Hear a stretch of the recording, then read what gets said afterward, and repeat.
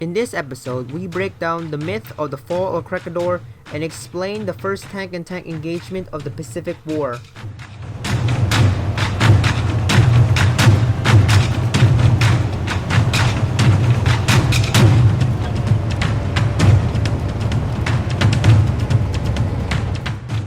Directly after the attack of Pearl Harbor, the Japanese launched an all-out offensive towards the islands of Southeast Asia, including the Philippines. The Japanese issued Lieutenant General Masaharu Homma's 14th Army for the mission.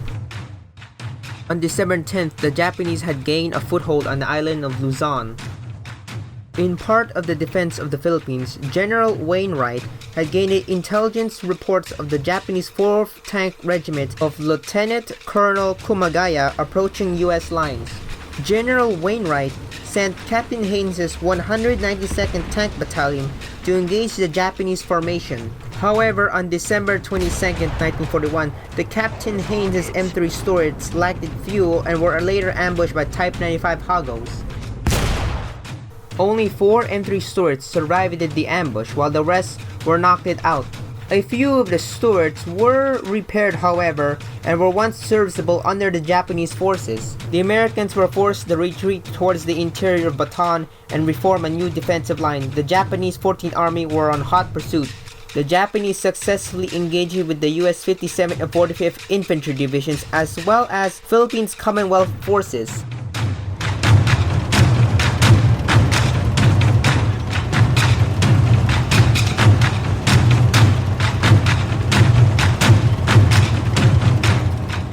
Due to the unrelenting pursuit of the Japanese, US forces were eventually pushed back all the way to the island Corregidor.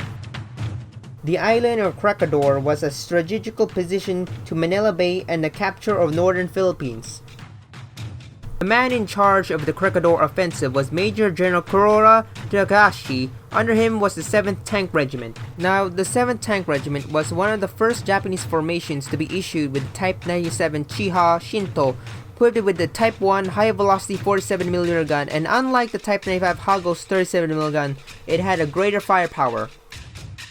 In early May 1942, the Japanese had launched a preemptive aerial bombings on Corregidor, but faced some difficulty gaining a foothold on the island. The initial first wave faced strong resistance from the Filipino and US forces. However, the presence of Japanese tanks gave them a psychological edge. Only 3 tanks survived at the landings of Corregidor, with the commanders Takahisa, Tsuchida, and Ho.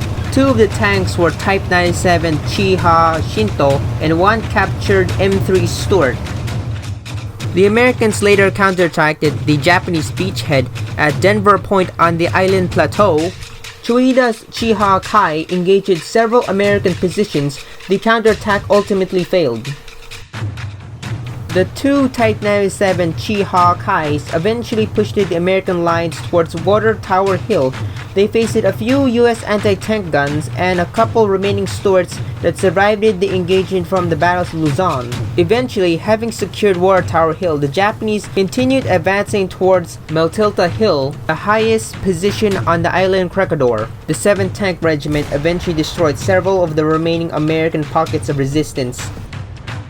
On May 6, the 2 Type 97 Chi Ha Kais had secured Meltilta Hill and had a full overview of the remaining US facilities on the island.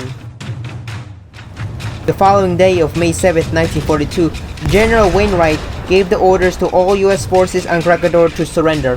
Commanders Takashi and Tsuchida were labeled war heroes on the official newspapers of Japan and with the title of Tigers of Corregidor. The actions of these 2 tank commanders determined the course of the battle and the creation of the myth of 2 Chi Ha Kais engaging endless American Stuart tanks. Please like and subscribe for more future content.